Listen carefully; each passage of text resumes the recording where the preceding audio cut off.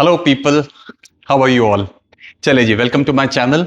I know I been away for quite a while, but मेरी अपनी classes start हो गई थी, तो I been really occupied that way. आज जेईई एडवांस 2026 की प्रोविजनल आंसर की आई है। बहुत ही मज़ेदार ट्विस्ट है स्टोरी में, इसी वीडियो में डिस्कस करेंगे। अब इससे पहले कि मैं पेपर डिस्कस करूं, पेपर का अगर एक ओवरऑल रिव्यू लिया जाए तो यार मैं पर्सनली एक बात कहना चाहता हूं एज एन एजुकेटर कि जेईई एडवांस का एक ऐसा पेपर होता है जो पेपर देते वक्त और उसके बाहर जो बैठ कर बंदे एनालाइज कर रहे होते हैं उनके लिए बहुत अलग अलग डिफिकल्टी लेवल बन जाता है। ये बात सबको पता है कि जो बच्चा एक्चुअली पेपर दे रहा है उसका माइंडसेट, उसके ऊपर जो प्रेशर है वो एक अलग ही लेवल का होता है। तो इसलिए पेपर, किसी भी जेईई एडवांस के पेपर को आसान कहना एक एजुकेटर के लिए अच्छी बात नहीं होती। मैं पर्सनली कभी नहीं कहता कोई जेईई एडवांस का पेपर आसान है। मुझे हो सकता है बाहर बैठ के आसान लगे, लेकिन जो बच्चा दे रहा है, अगर बाई चांस उसका पेपर अच्छा नहीं हुआ किसी भी कारण से, 1.5 लाख से ऊपर बच्चे पेपर दे रहे हैं, अच्छा रैंक तो सिर्फ 10,000 का ही आता है, तो इसका ये मतलब नहीं है कि बाकी बच्चों ने मेहनत नहीं की है। तो पेपर को ऐसा आसान कहना थोड़ा मुझे लगता है कि यार उस बच्चे के साथ नाइंसाफी हो जाती है जिसने अच्छी तरह तैयारी की है फिर भी फॉर सम रीजन वो नहीं कर पाया। तो right, paper is different every year, the JEE advanced is different, I like to call it different. इस बार का पेपर भी डिफरेंट था, थोड़ा एनालिटिकल था, क्वेश्चन स्ट्रेट फॉरवर्ड इस मायने में नहीं थे कि हर क्वेश्चन में थोड़ी सी एनालिसिस रिक्वायर्ड थी, स्पेसिफिकली जो मल्टीपल चॉइस थे, जो क्वाइट एक्सपेक्टेड है जेईई एडवांस से। So without any further adieu, let's get to it. So I will be discussing the paper 1 का section 1 today. Alright, section 1 get the single answer, otherwise the video becomes too long. So let's start with this question. First question, paper 1 का. So there is a very large disk of radius r. हालांकि इस question में उन्होंने large बोल के भी एक आधी जगह उन्होंने थोड़ा ट्विस्ट किया है जो हमें ऑप्शंस देख के पता चलेगा, और ये ऑफिशियल आंसर किया है बाय द वे जो आज आई है। So consider a large disc of radius r, two smaller disks each of radius r by 50 lying on its circumference. They are given some initial velocities omega and 2 omega as shown, with a small angular separation delta theta between their centers. They are made to roll without slipping in the opposite directions. When will they come in contact with each other? Sine delta theta को delta theta लेने को बोला है, इसका मतलब delta theta को छोटा माना जा सकता है, लेकिन उसके बावजूद एक जगह उन्होंने छोटा नहीं माना, वो देखते हैं कहां। And ignore gravity. अब बच्चे जल्दी में कभी कभी ये बहुत इंपॉर्टेंट फैक्ट को भूल जाते हैं, ग्रेविटी नहीं लेनी। तो इफेक्टिवली आप मान लो कि बस ये टॉप व्यू है और ये रोल करते करते ऐसे जा रहे हैं, दैट्स इट। कोई ग्रेविटी सीन में लेनी आपको नहीं है, कॉन्टैक्ट लूज नहीं हो रहा है। तो क्या करें, सबसे पहले तो ये एंगल डेल्टा थीटा निकालना है। तो इवन दो वैसे तो ये डेल्टा थीटा प्रॉपर मैथ्स की ट्रिग्नोमेट्री से निकलता, लेकिन क्योंकि उसने ये चीज बोल दी ना, तो हम यहां डेल्टा थी को स्पेसिफिकली इन दो पॉइंट्स को अगर मैं ज्वाइन कर दूं तो इस कर्व्ड डिस्टेंस को ऑलमोस्ट अगर 2r ले लिया जाए, 2 छोटा r। अब यहीं पे ट्विस्ट था कि आमतौर पे जब बंदा जल्दी में कर रहा होता है तो उसे लगता है यार कि ये तो हमें दे ही रखा है और ये r/50 तो बहुत छोटा है, तो कई बार बच्चे इस 2r upon r plus r लेना चाहिए, उसको r ले लेते हैं। तो वो हिंट हमारे ऑप्शंस में दिख रहा है हमें कि नीचे 51 के फैक्टर्स आए हुए हैं, 51 के। तो 51 का फैक्टर कब आएगा, जब r में r ऐड करोगे आप, ये उस टाइम पे स्ट्राइक होना चाहिए। तो डेल्टा थीटा यहां से कितना निकल आएगा, ये जो छोटा सा एंगल डेल्टा थीटा है, ये वाला जो छोटा सा डिस्टेंस है 2r upon r plus r, 2r upon r plus r, ये किया। अब इसको हमें r नहीं लेना था, इवन दो ये मेंशन किया हुआ है, उसके बावजूद इसको r नहीं लेना था। r को r/50 पुट करो, डेल्टा थीटा आ गया 2/51। तो इतने एंगल इन दोनों के बीच में ऑलरेडी बन रहा है। नाउ जब ये रोल करते हुए जाएगा और ये रोल करते हुए आएगा, जाहिर सी बात है इसकी ओमेगा कम है, ये कम एंगल ट्रैवल करेगा, ये ज्यादा एंगल ट्रैवल करेगा, यहां कहीं मीट कर जाएंगे ये टेंटेटिवली। तो बड़ा सिंपल सा क्वेश्चन था ये। अगर एंगुलर वेलोसिटी ओमेगा है और रेडियस r है, तो जो इसकी लीनियर वेलोसिटी आएगी वो ओमेगा इंटू r आएगी, और इसकी linear velocity 2 omega into r आएगी। अब अगर आप मेरा चैनल फॉलो करते हो तो इस पर्टिकुलर क्वेश्चन के ऊपर मैंने एक बार डिस्कशन की थी, इस पर्टिकुलर टाइप के क्वेश्चन के ऊपर, कि ऐसे में 2 ओमेगा होती हैं। एक वो जो इसकी अपने सेंटर ऑफ मास के अबाउट ओमेगा होती है, और एक वो ओमेगा होती है जो circular motion of centre of mass की होती है। दोनों को कंफ्यूज बिल्कुल नहीं करना होता है, पहली बात। और दूसरी बात, बेटर ये होता है कि आप जब सेंटर ऑफ मास का मोशन डिस्कस करें तो उसे एंगुलर वेलोसिटी की टर्म्स में ना डिस्कस करें, लीनियर वेलोसिटी की टर्म्स में करें। तो इसके लीनियर वेलोसिटी ओमेगा आ रहा है, इसकी लीनियर वेलोसिटी 2 ओमेगा आ रहा है, ये यहां मीट कर गया, ये यहां मीट कर गया। अगर इस टाइम को हम t मान लें तो ये length travelled omega R T, ये length travelled 2 omega R T, और ये टोटल लेंथ किसके इक्वल है, दिस प्लस दिस। अगर आप एक बड़ा सर्कल इमेजिन करें r प्लस आर रेडियस का, तो उसमें टोटल एंगल 2 पाई में से ये 2 थीटा माइनस कर देना, 2 डेल्टा थीटा माइनस कर देना, क्योंकि ना तो ये डिस्टेंस ट्रेवल हुआ है ना ये डिस्टेंस ट्रेवल हुआ है। तो जो टोटल एंगल ट्रेवल हुआ है वो है 2 pi minus 2 times delta theta, और radius into angle total circumference हो गया जो इन दोनों ने मिलके ट्रेवल किया है। वैल्यूज पुट करो, काटापीटी करो, आंसर आ जाएगा ऑप्शन सी। ये आंसर है, राइट। सो मैंने अवॉइड क्या किया यहां पे कि मैंने circular motion of centre of mass में लीनियर वेलोसिटी से काम किया रादर देन एंगुलर वेलोसिटी से। काम खत्म हो गया, आगे चलते हैं। This is one of the questions which I actually rate a little better, क्योंकि इस टाइप के क्वेश्चंस जेईई एडवांस में थोड़े कम पूछे गए हैं आज तक। हालांकि इसमें कोई बुराई नहीं है, बहुत अच्छा कॉन्सेप्ट है, बहुत अच्छा क्वेश्चन है, लेकिन बस थोड़ा कभी कभी अवॉइड हो जाता है ये। इसमें हुआ क्या, एक एलसी सर्किट गिवन है, एक इंडक्टर है, एक कैपेसिटर है, एसी सोर्स है, लेकिन इंडक्टर के अंदर एक और कॉइल है जिसकी number of turns, length, area सब दे रखा है हमें, और हमें इस सर्किट की रेजोनेंस फ्रीक्वेंसी बतानी है। अब आमतौर पे जो एलसी सर्किट होता है उसकी रेजोनेंस फ्रीक्वेंसी 1/√LC होती है। तो यहां आपको इफेक्टिवली सिर्फ इस कॉइल प्लस कॉइल सिस्टम की इफेक्टिव इंडक्टेंस निकालनी थी।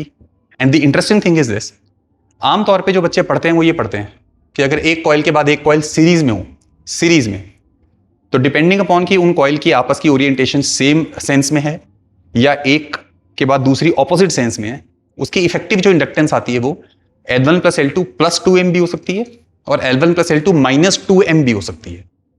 उसकी डेरिवेशन बड़ी आसान होती है, लेकिन यहां प्रॉब्लम यह है कि ये दोनों इंडक्टर सीरीज में नहीं है। इंडक्टर नंबर 1 जो बड़ा इंडक्टर है वो तो सर्किट के साथ डायरेक्टली कनेक्टेड है, लेकिन जो कॉइल 2 छोटी वाली है वो तो सर्किट में इंडिपेंडेंटली कनेक्टेड है, इसके साथ तो वो कनेक्टेड ही नहीं है।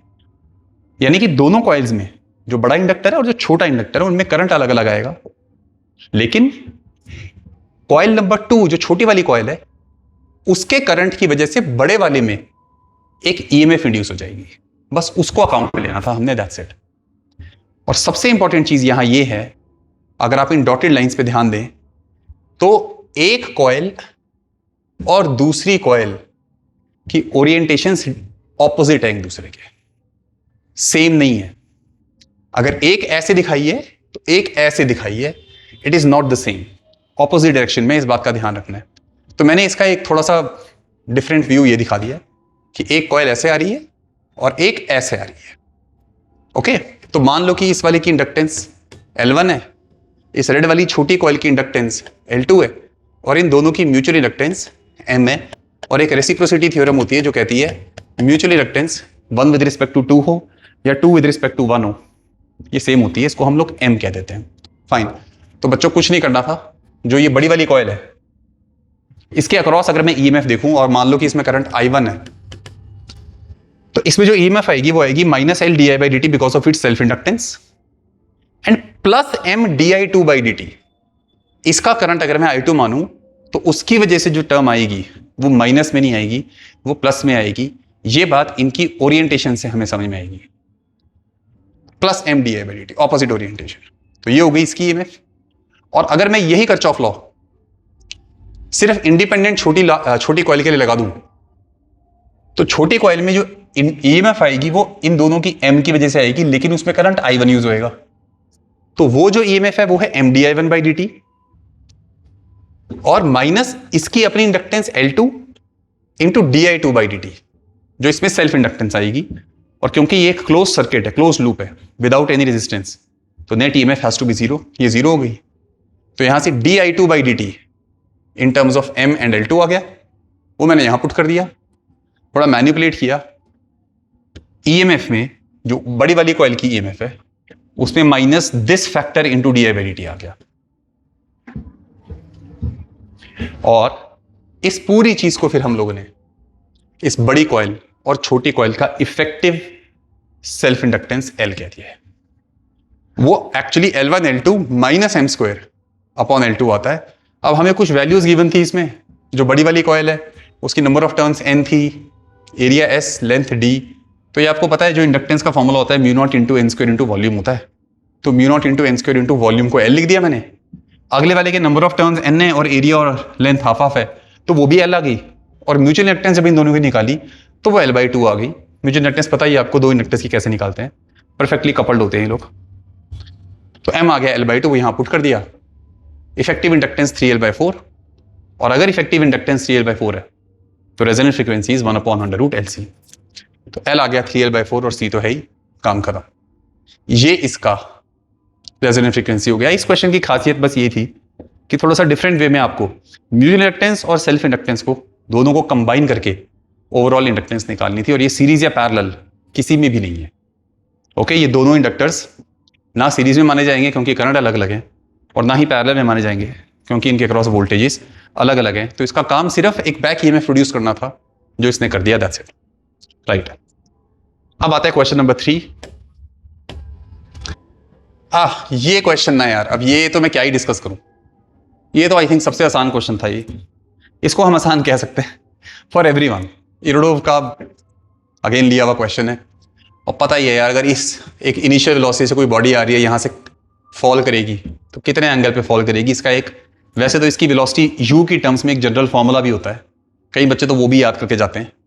नहीं भी याद तो यहां से किसी थीटा पे कॉन्टैक्ट लूज हो गया है ना, तो mg cos थीटा को mv²/r सेंटर ऑफ मास पे बैठ के इक्वेशन 1 लगा दो, और दूसरा PE lost equal to KE gained.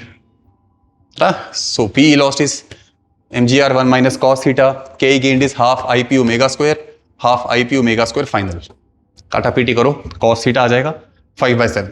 Okay, this cos theta comes out to be 5/7, और अगर ये cos थीटा 5/7 है तो वेलोसिटी √gr cos थीटा आएगी ऊपर से, विच बिकम्स √5/7 gr। ये बहुत आसान क्वेश्चन था, इसमें कोई खास डिस्कशन करने लायक है नहीं। मजेदार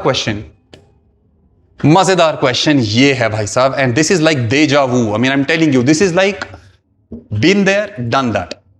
2016 में भी ऐसा ही हुआ था, उन लोगों ने क्वेश्चन ऐसा पूछा जो बहुत अच्छा था, लेकिन उसकी मटिया पलेत कर दी दो आंसर्स देके। याद है आपको, मैंने पूरा उसके ऊपर वीडियो भी बना रखा है, जो 3D रोटेशन का क्वेश्चन था, जिसमें 2 डिस्क ऐसे घूम रही थी गोल गोल। अच्छा क्वेश्चन था, सब कुछ अच्छा था, आंसर 2 दे दिए। भाई जिसकी कम नॉलेज है उसने कम नॉलेज के हिसाब से आंसर किया, तू भी ले ले नंबर। जिसकी अच्छी नॉलेज है उसने पूरे नॉलेज के बेस पे क्वेश्चन किया, तू भी ले ले नंबर। यहां भी यही है।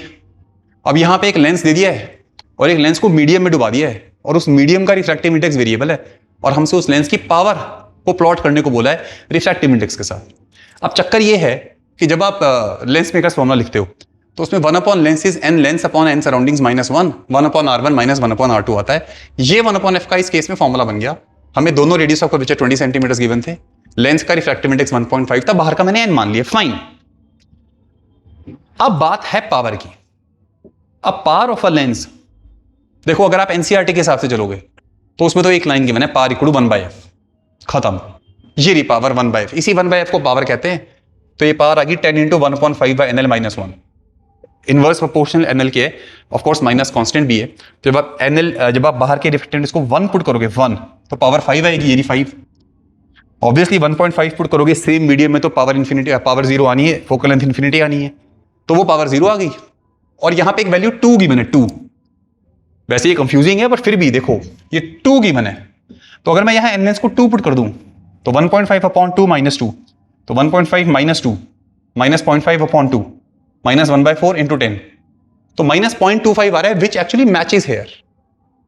तो जाएगा तो ये नीचे और, लेकिन ये यहां मैच कर रहा है भाई, ध्यान से। वैसे बाय द वे अगर इस एन लेंस को मैं बहुत ज्यादा कर दूं, बहुत ज्यादा कर दूं, इस फैक्टर को इग्नोर कर दे, पावर -10 तक जाएगी, तो ये ग्राफ यहां -5 तक नहीं जा रहा है, ये ग्राफ टेक्निकली -10 तक जाना चाहिए, पर वो हमें नहीं पता वो जाएगा नहीं जाएगा। हमें इतना पता है कि यहां पे वो मैच हो रहा है, तो मेरा आंसर सही आ गया। देखो ए गिवन भी आंसर, ये एनसीईआरटी के हिसाब से है, लेकिन एक्चुअली होता यही है कि अगर आप किसी लेंस को किसी मीडियम में डुबा देते हो तो उसकी जो पावर है उसका फॉर्मूला चेंज हो जाता है, और power of a lens actually surrounding medium by f होती है, ना कि 1/f। ये एक्चुअल फॉर्मूला है, इसमें कोई शक नहीं है। तो जो पावर उस फॉर्मूला से आएगी वो आएगी n lens n surroundings n liquid upon f, और एन लिक्विड को मल्टीप्लाई करोगे यहां पे तो यहां 1.5 माइनस एन लिक्विड इंटू 10 आ जाएगा। ये दूसरा फॉर्मूला पावर का है। अब जिसको पता है वो ये यूज करेगा, जिसको नहीं पता वो ये यूज करेगा। टेक्निकली देखो होना तो नहीं चाहिए ये, या तो आप क्वेश्चन ही ऐसा पूछो, है ना, जो आपको पता है कि सबको पता है। जब आपको पता है कि ये बात सबको नहीं पता है, फिर आप क्यों पूछ रहे हो ये चीज? एम्बिग्यूटी हो गई ना। इतना बड़े लेवल का एग्जाम नहीं होनी चाहिए, पर चलो ठीक है, बच्चों क्या सोचा इन्होंने, अच्छी बात है।